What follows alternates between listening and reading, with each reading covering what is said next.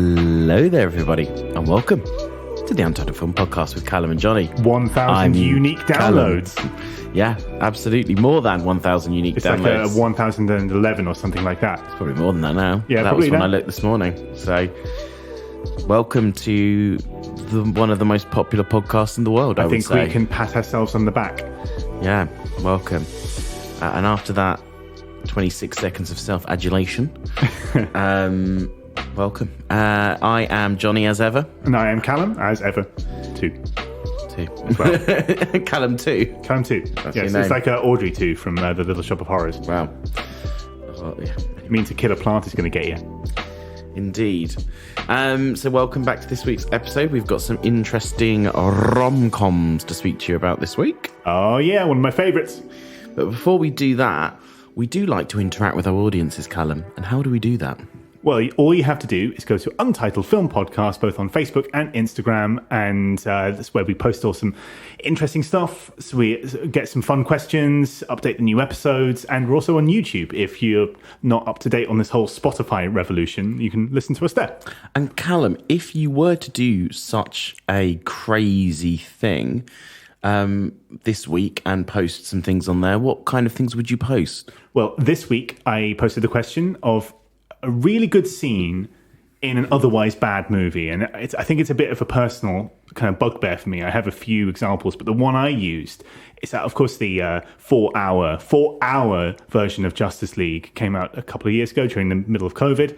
And it was the most boring shite I'd ever seen. But there was one scene I thought was really lovely. Was it the Joker at the end? I'm afraid not. Sorry, Jared. Sorry. But there was one scene, because superhero movies don't do romance anymore, not properly. Actually, it's quite on topic for this episode. Like, they dropped that quite a while ago. I would argue that Guardians of the Galaxy does. Yeah, there are some that do it more than others, but generally it's quite chaste, and they don't go in for big romantic gestures like Superman flying Lois Lane around the city or the upside down kiss in Spider-Man. So there's a lovely scene where Barry, played by Ezra Miller, and about to be in the new Flash movie, saves Iris during a car wreck, and of course his power is super slow motion. Super speed. So everything appears slow motion. It appears in slow motion. And super slow motion. And it's quite a nice scene where he plucks her out of the air, and it's done to a cover of Song to the Siren, which is one of my favourite songs by Jeff Buckley. And I just thought that reminded me of the old-fashioned sort of superhero romantics. But Johnny, if you had to choose one, which would yours be? And then I'll get on to listener question. I found it quite hard because I think there's probably a lot out there and my brain just purged them. But actually, I'm going to go slightly left field and say Tenet. And there's like 3 scenes in there which are excellent, surrounded by a really boring movie with terrible exposition. It's a good choice, some actually. Bad acting. But there's 2 or 3 scenes like I quite enjoy the crashing the plane, or bits of it. Again, bits of that don't work. I quite enjoy the battle at the end where the buildings are exploding in reverse, and I quite enjoy the car chase scene. But outside of that, it doesn't really work as a movie. So No, it's absolutely. a bit shit. No, that's actually a very good choice. I didn't think of Tenet, but Christopher Nolan, because he's so big on his set pieces, but his films can sometimes be ponderous and boring. I know a lot of people like Inception, but I kind of have the same thing with Inception, but to a much lesser degree. Like the film is much more coherent and better in between the bits. So it's fine. You kind of put up with the exposition to get to the set pieces, but with Tenet, unfortunately, I mean, I just about kind of keep on to it because the soundtrack, and I do enjoy the soundtrack. It's a good score. It's an excellent score. It's a bit like Tron, and another one, Tron Legacy, is a bit similar. There's 1 or 2 really good scenes, like the scene with Michael Sheen hamming up a nightclub as basically a fake David Bowie is genius, and the soundtrack's genius, but the storyline is poor and the acting is quite poor, as is some of the age-reducing CGI. Yes, I would agree with that. And we do have a response from Chris, who chose the scene in Deep Blue Sea where LL Cool J is trapped in his own oven. He's a chef, and the shark is banging against the door of the oven and switches the gas on. And he only escapes by cutting through the ceiling with an axe. And it's quite a fun little set piece. And that's a good choice as well, because that was when CGI was in its infancy, but every studio's insisting if you're making a big movie, you're going to use CGI. And they just didn't have the budget. So a fun creature feature turned quite sloppy because of that. But every so often there's a sequence in it that reminds you that at its DNA, at its core level, is a fun creature feature. Which, interestingly, actually takes me quite nicely onto my first piece of news. Lovely. So I think we're going to segue very swiftly into the news. Don't forget to follow us on Instagram and Facebook and reply to our things. Yes, the Meg 2, or Meg 2. Is it Meg 2 or the Meg 2? I think it's Meg 2. I think it's Meg 2. Has a second trailer to speak of bad CGI sharks. Yeah, I've seen it. Who knew that people wanted a second Meg? It's had... I feel like it's been the punchline in quite... I feel like I've seen like TV shows where Meg has been... or the. I'm sure maybe it's the Meg. I don't know. I think the first one might be the Meg, but this one's Meg too. Yeah, I think I've seen it as a punchline in various TV shows. But actually, the first one isn't terrible, because surprisingly, considering what it should be. Have you seen it, I assume? I have seen the trailer, yes. No, have you seen the original? Oh, yes, I have. And thoughts? It's all right. Yeah, exactly that. It's fine. Meg 2 seems to ramp it up a bit, but let's see, because most sequels of that kind of movie are considerably worse than the original, but occasionally we're surprised.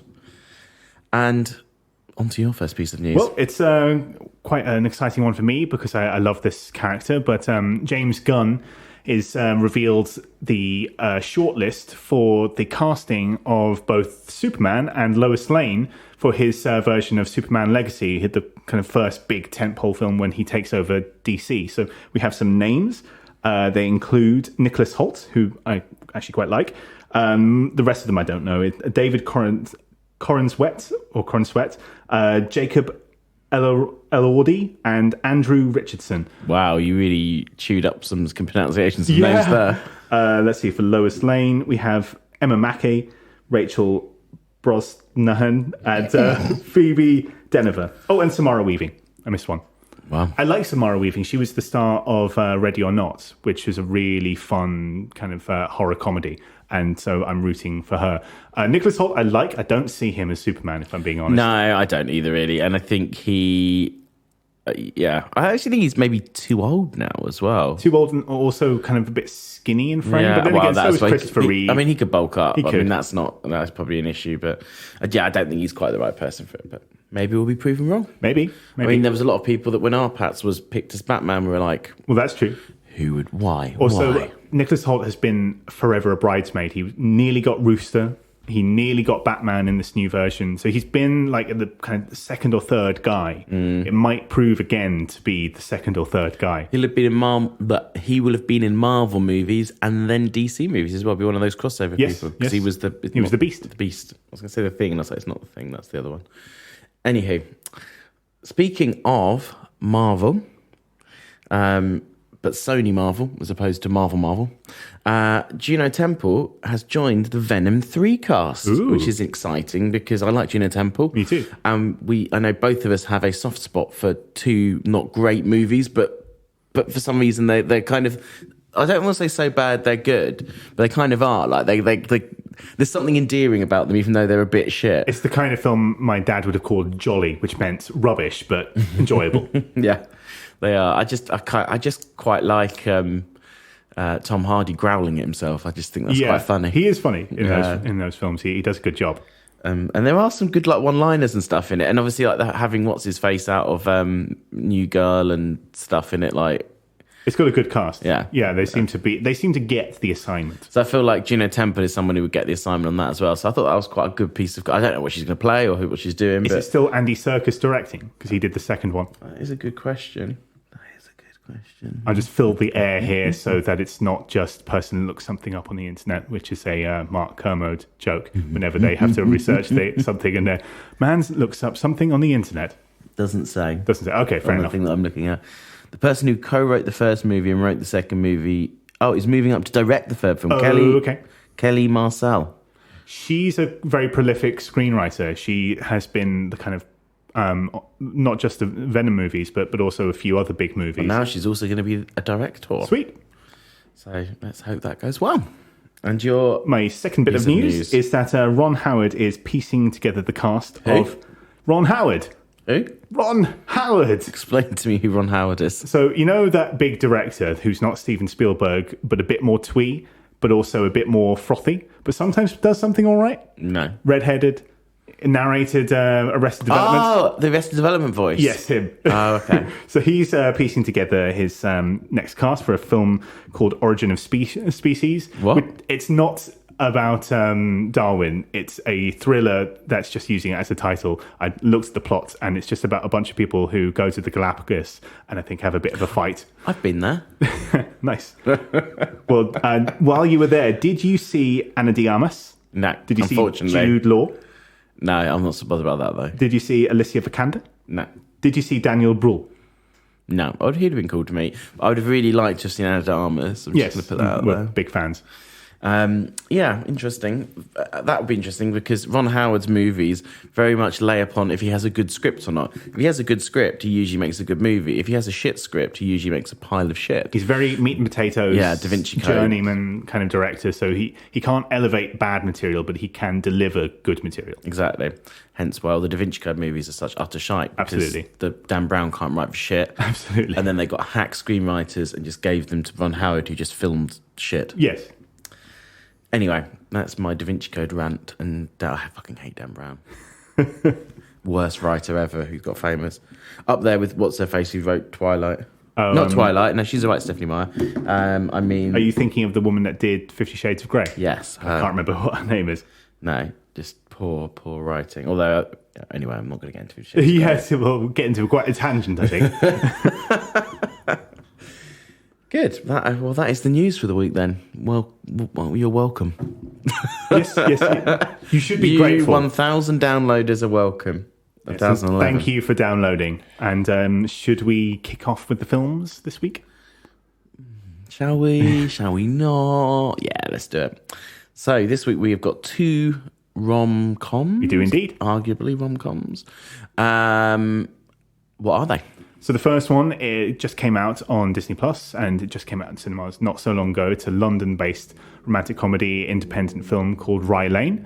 And we're also going to be pairing it with a 2003 film from director Peyton Reed, Down with Love, which is a sort of pastiche of Doris Day sort of movies from the 1960s set in the late 50s, 1960s. I don't think it says, but around that time.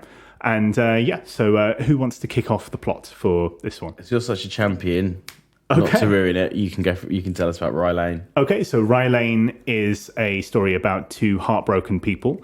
They meet when they go to a gallery, and the guy called Dom is crying in a toilet stall, and she comes in to the toilets and finds this weeping guy and gets very uncomfortable. And like, are you okay? Her name is Yaz, and he's like, this is the boys' toilet. No, it's not. It's a unisex. And in the same fashion of a lot of what I like to call the walking and talking subgenre of romantic comedies, they're fairly light on plot, but heavy on dialogue and flirtation. They leave the gallery and they go on a walk, and a little adventure sparks as they talk about their respective heartbreaks. He's a lot more on his sleeve about it, like it hurts badly. She's a lot more guarded about it. She makes up stories about how it was me that dumped him, I'm not affected by it, all that kind of stuff. And as they go on, their open wounds only get bigger as they let each other in. So Johnny, what did you think of Rye Lane? Yeah, it was all right. I really liked it. How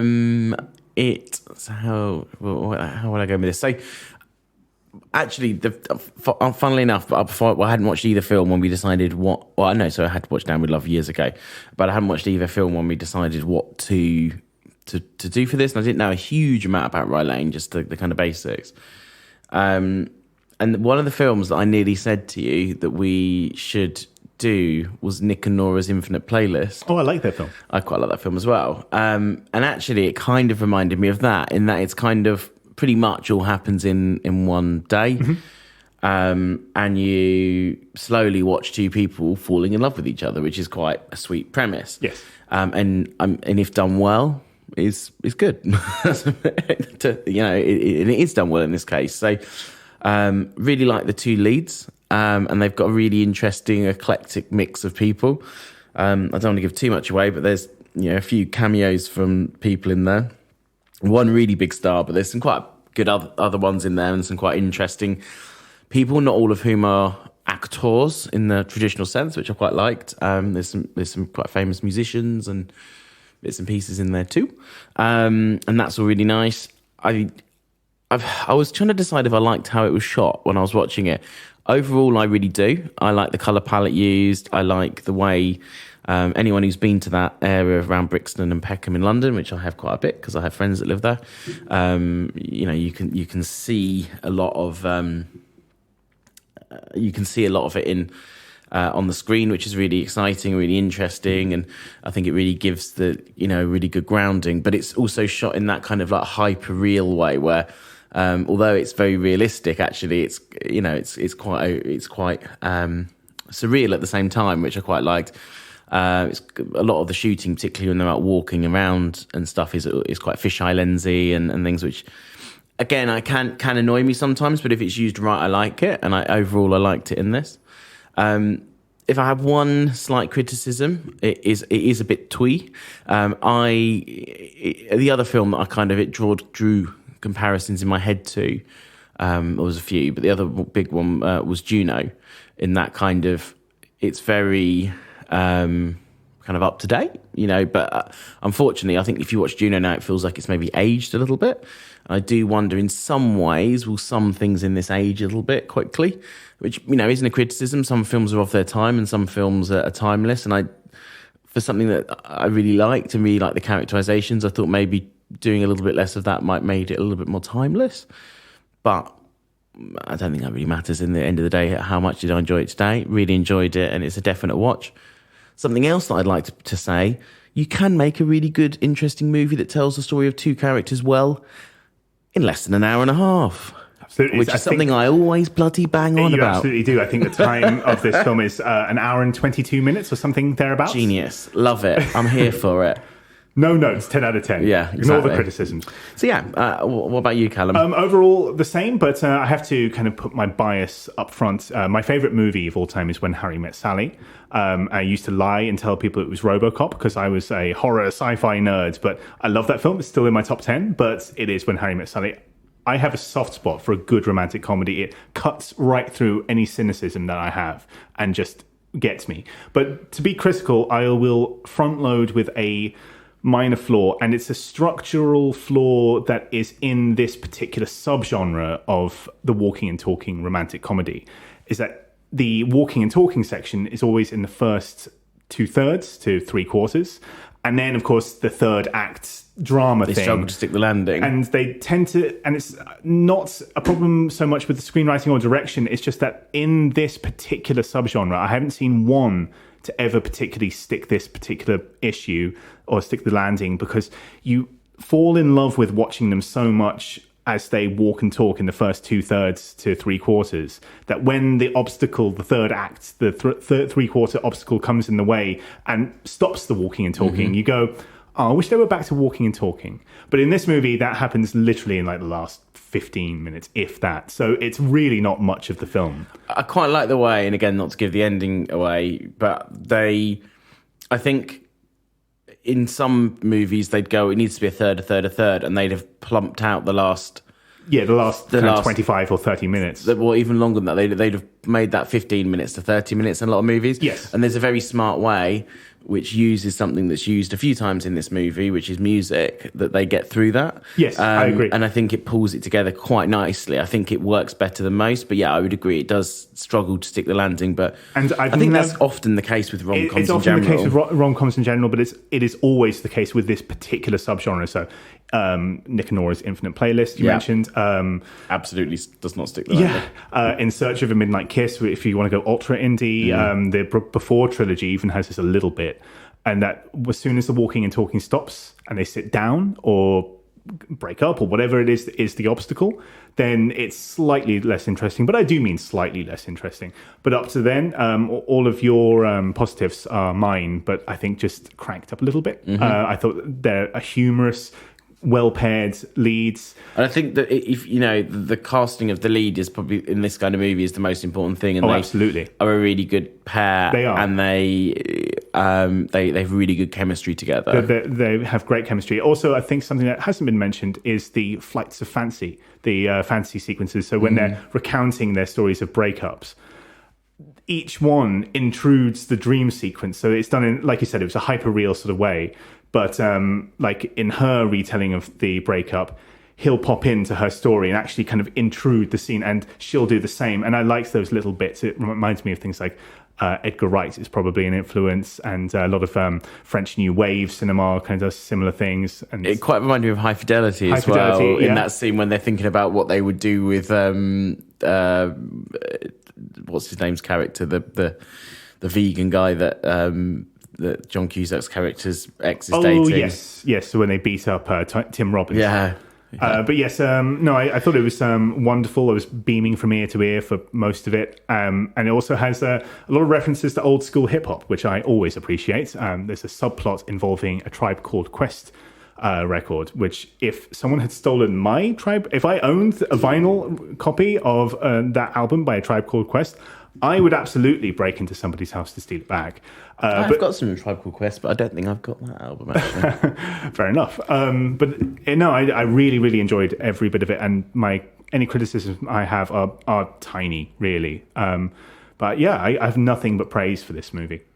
No, I would agree. I am a fan. Yeah, I think it ticks a huge amount of boxes. And I think the other thing is that I always really I like a scrappy movie that was probably made for not a lot of money, and I think this was probably made for not a lot of money. Well, I think the reason why a lot of art house and indie romantic comedies go for the walking and talking route is because they can film relatively cheaply in a nice city, and that becomes the production value. Exactly. So seeing Brixton, it's a production value in this, as is seeing Paris in Before Sunset, or seeing Los Angeles in Search of a Midnight Kiss. Probably shot like a £30,000 red and stuff, instead of like a £500,000 RE in a set. And because they know that they've got digital cameras, rather than just shoot it conventionally, as you said, it goes for broke and goes completely fisheye. So it has a style. It never doesn't look stylish. Do you know another reason that a lot of people use fisheye in that scenario is it reduces the need to do multiple takes and multiple angles and things, because you have all the angles in one go. It's why Terry Gilliam uses a lot of fisheye, because it saves him it's a budgetary thing. It saves him having to do a lot of takes. So that's why a lot of I don't know that was the reason it was used in this case, but I assume that possibly is. So it saves them having to do 2 takes cut in between the 2 characters all the time. You can have both characters in frame because it's a much wider frame. And it's a stylistic way of doing it. So it's a way of doing it while also giving it a personality. Exactly. So no, really big fan of that movie. Yes, me too.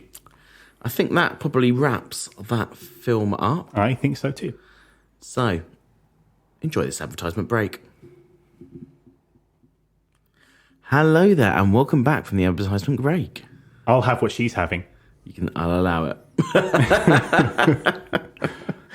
So, the second film that we are going to talk about today is the 2003 Peyton Reed rom-com, Down with Love.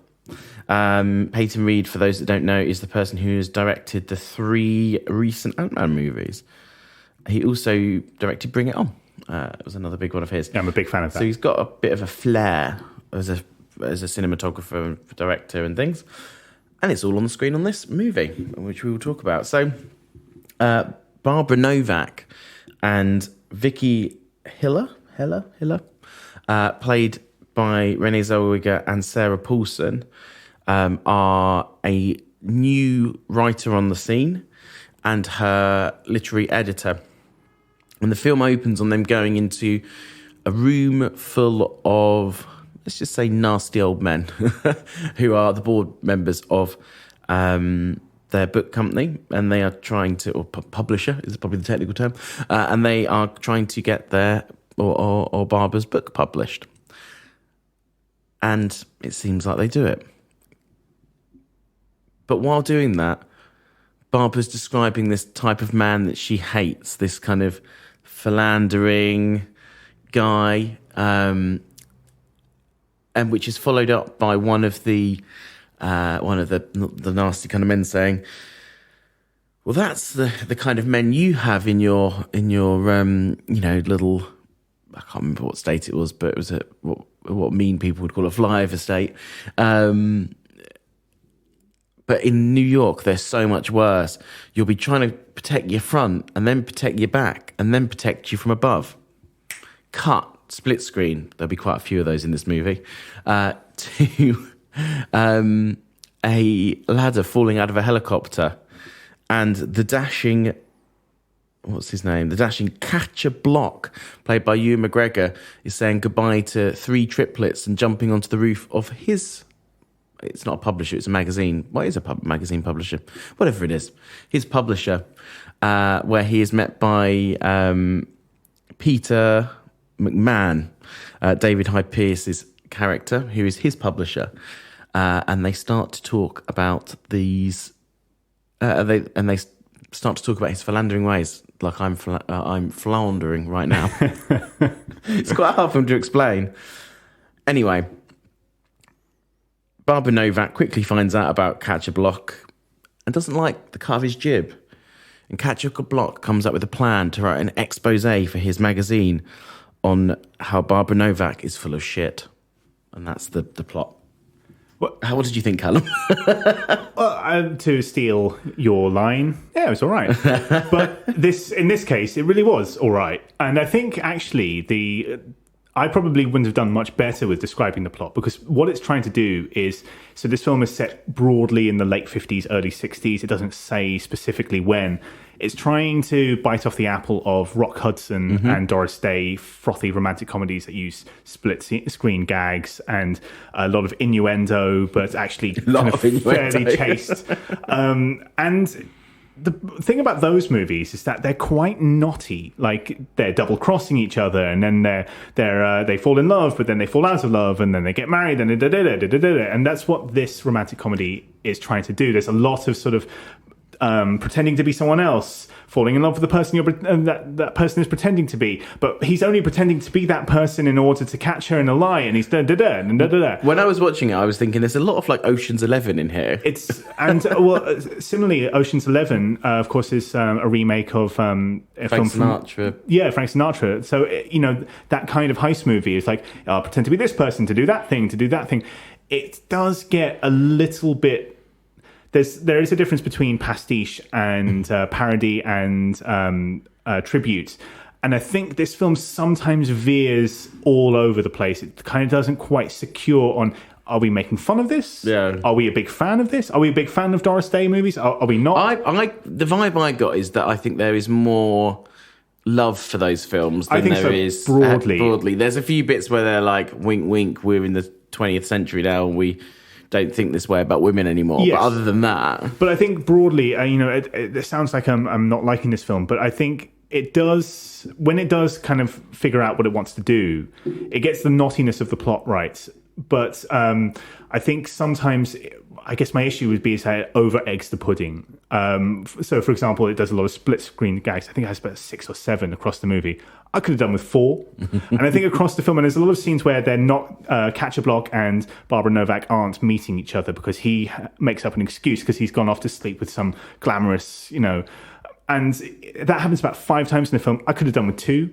And I think that's the thing. I enjoyed every parody of Rock Hudson films that I saw, but I think at some point I wanted it to calm down a little bit and just tell a more conventional tale. So if you're going to do kind of the knotty plot where this person betrays this person and gets married to that person and falls in love with that person, but he's pretending to be someone else, you have to make a masterpiece.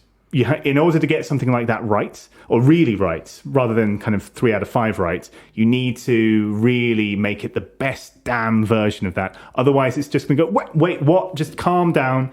Because in the third act, there's a second revelation of double crossing. And I thought, oh, come on, that's enough of this.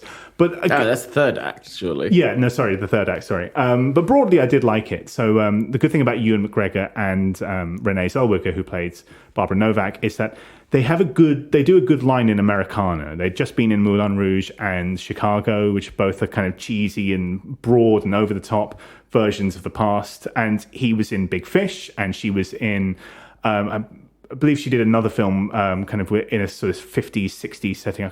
The name of it escapes me now, but Americana is something that's those two actors, cutesy, cheesy Americana and romantic comedies, is actually something quite fitting for both of them. They both have an old-fashioned look. Well, but while they are good, their respective editors, played by Sarah Paulson and David Hyde Pierce, are great. And it does become sometimes a film where you want to see David Hyde Pierce come back when Barbara and Katja are doing their little dance. But they are good. And the frothiness is... It's a very good production design. It's very good on the eye. And when it does settle a bit and just kind of goes through the motions of telling a fun, cutesy, cliched Rock Hudson parody, it does it well. So broadly, I like it, but sometimes I just found it overdoing it a bit and just wanted it to kind of dilute the formula by about 15% or so. But Johnny, what did you think? I kind of agree. Although I don't necessarily want them to dilute the formula, I think that's what makes it work. But I do think it struggles and has a massive third act problem, which I think actually is often a problem with rom-coms, because obviously the first act is two people meet, they fall in love. Then the second act is them falling in love more. And then something might start to come in between it. And then the third act is the thing happening and then them patching it back together again. And often that bit is unconvincing or insincere, or you think, hang on, the thing they did that was bad was way too bad for them to be able to pull this back, which I actually think the Rye Lane does right, because they just have a bit of a disagreement, which is not to give you too much of the film away, but it's, that's a sensible thing, not like they have a massive affair, which is like maybe not so comebackable from. But yeah, so I do think it has a third act issue. And I do think, like you said, it twists itself in knots towards that thing. And then that hamstrings the third act probably as well. I do think it had a lot of, it does feel a bit like an Ocean's 11 movie at times, in that it's like, I'm going to double cross this and then double cross this and double cross this. And maybe they could have done with a couple less double crosses and a tighter third act, and maybe make it an hour and a half and cut out some of the sight gags, because there's a split screen one where they're both talking on the phone with each other that almost like veers into Austin Powers levels of like innuendo and things. It maybe goes up. It's like, is this one step too far? Like, I found it quite funny. But it doesn't feel like it fits in with the film. I think it might be again one of those Kill Your Babies things where they were like, oh, this is funny. This is so funny. This will be hilarious, and it kind of is funny, but it doesn't really maybe work with the tone at times.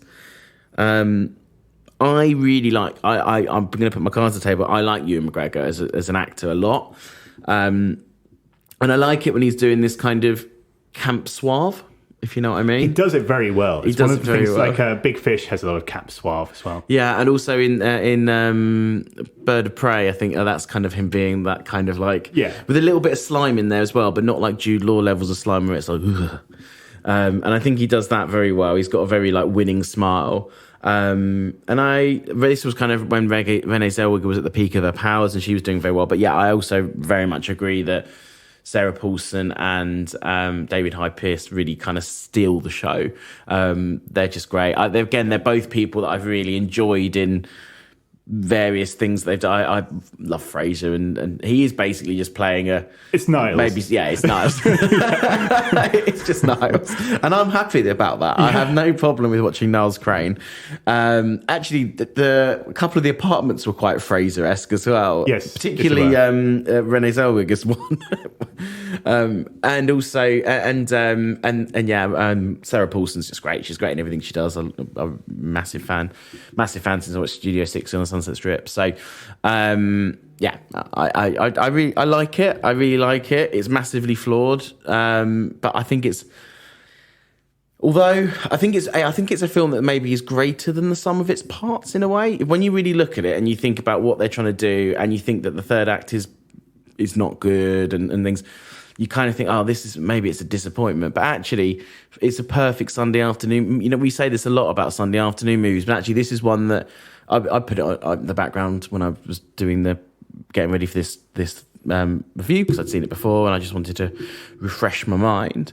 And then I actually found myself getting quite engrossed in it, more so than I thought I was going to. So no, really, really like it. It's a clever sight gag where whenever they're in a car, they use rear projection like they would in films in the 1950s and 60s, and they use stock footage from the 1950s and 60s. I thought that's a clever idea. Yeah, it has lots of little things like that, but it's clearly a film where someone gave a shit. Yeah, that's why I think what I was saying. I think it's more kind of homage pastiche than it is satire, because I don't think it hates the genre. I think again, like I said, there's a couple of like knowing winks, like it's not 1960s anymore, you couldn't get away with saying this kind of, but other than that, I don't think it is really having a go at the source material. I think it quite likes the source material.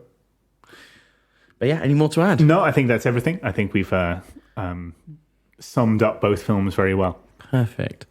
If we do say so ourselves, 1,000 downloads. 1,000 downloads. Pat ourselves on the back.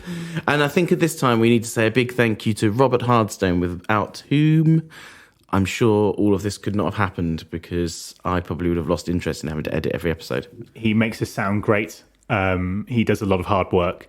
So thank you, Rob.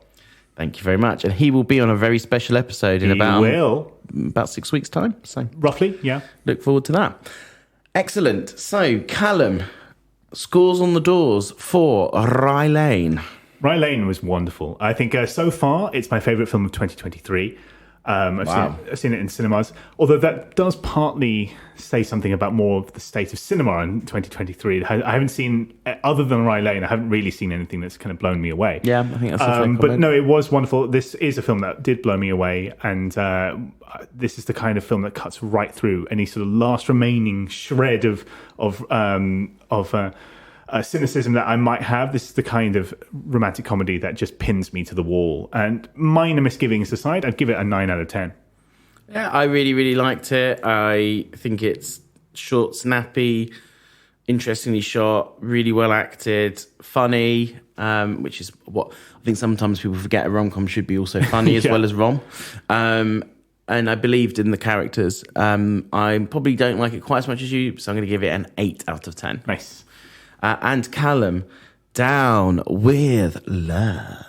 It's charming for the most part. It does overdo it, I think. I could have seen done with it doing the thing that it did less, but the attention to detail is worth mentioning, and it's very commendable. The performances are very good, and they all get the tone of what it is they're trying to do. I think it ties itself too much into a too big a knot, and its script isn't quite good enough to pull it off. But when it is funny, it's funny. When it's frothy and trying to be silly and camp, it does all those things. I think overall, 6 out of 10.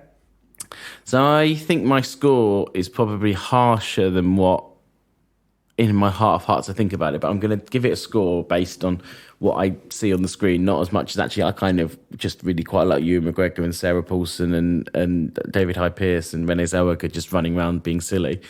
So I'm going to give it a 6 out of 10 as well. I think, it has massive third act issues, and it's not a perfect movie by any stretch of the imagination, but I like what it's doing. I like its chutzpah. And I still give it a good, I give it a good watch. But I just think it would be unfair to give this a higher score when I've given Rye Lane an 8 out of 10 as well.